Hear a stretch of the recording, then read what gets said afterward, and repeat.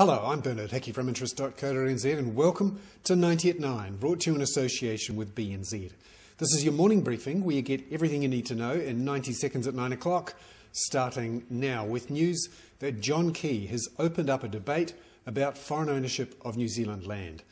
Up until now, anyone who's solvent basically, right from the Sultan of Brunei to Shania Twain, can buy New Zealand land. But John Key is worried about an influx of foreign capital buying up New Zealand land, and he's particularly thinking here about China. He worries that we'll become tenants in our own land. And so the Overseas Investment Office review that's going on has now been opened up to include ownership of land, and particularly farms. Meanwhile, the New Zealand Superannuation Fund, some people call it the Cullen Fund, has reported its results for the just completed financial year. It's up 15.45% for the year. Remember though, the fund's been going since 2003, and since then it's produced returns of 5.5%. Now, that seems okay, but it's actually below the risk-free rate that the super fund refers to. Now, it needs to produce 200 basis points more, 2% more than the risk-free rate.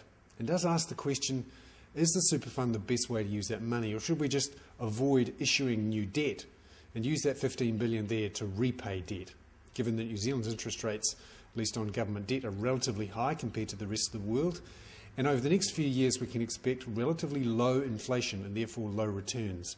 The super fund's going to have to do extra well to beat returns on government bonds.